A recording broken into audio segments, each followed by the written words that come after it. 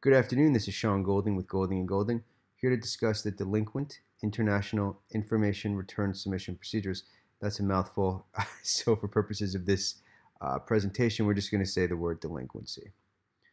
Delinquency procedures are an alternative to the other traditional voluntary disclosure program and the Streamlined program, in that the way the IRS describes it is that if you don't need to do one of those other programs, you can generally qualify for delinquency. Not having to do one of those other programs essentially means you don't have unreported income.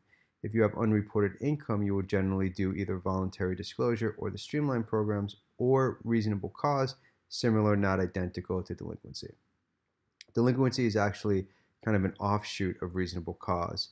It's a situation in which there's no change in income, so there's no change in the tax liability, and essentially it boils down to the taxpayer having unreported international information returns that need to be reported.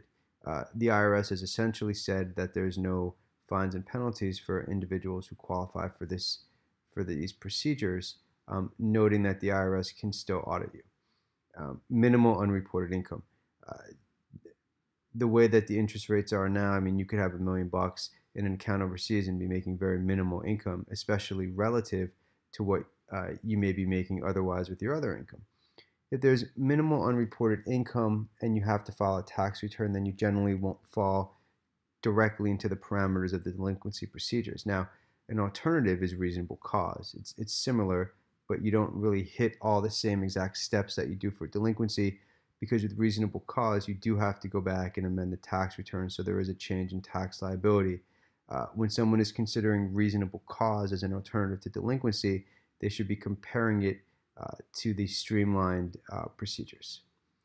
Just like with the streamlined procedures, in order to qualify for delinquency, you would have to be non-willful. That kind of permeates through all the different programs except for prior OVDP and the traditional voluntary disclosure program. As a quick practice point, the IRS did terminate OVDP in 2018. At the time OVDP was available, individuals, businesses, trusts, estates who had offshore issues would have used OVDP instead of traditional voluntary disclosure program. With OVDP being done, the IRS has expanded the traditional voluntary disclosure program to go into issues involving offshore reporting. Some of the pros to delinquency procedures: generally the IRS will waive penalties, which is great, and there's no certification form. With things like the Streamlined Domestic and Streamlined Foreign, client has to sign a certification 14653 or 14654 under penalty of perjury. It makes some clients uneasy.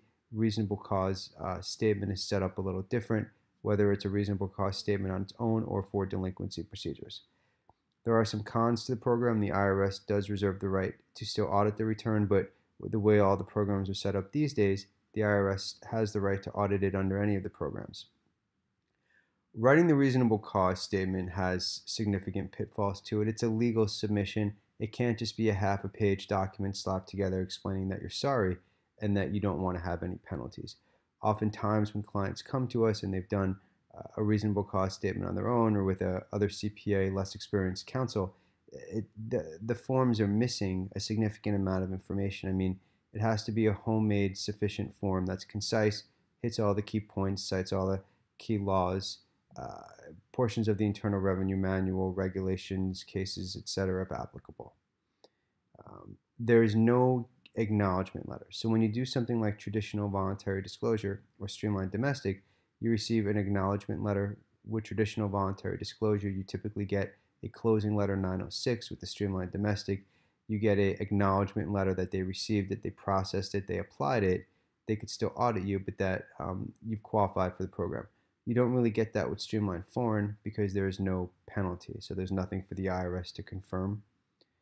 That's an introduction to the delinquency procedures. They're generally more complicated than they may seem up front, but if you qualify for them, it may be a great opportunity. If you want more information, please go to our main website, goldinglawyers.com. We have lots of free information on there. We also have a sister website, IRSstreamlinedprocedures.com, on all issues involving the streamlined procedures. My name is Sean Golding. Thank you for your time.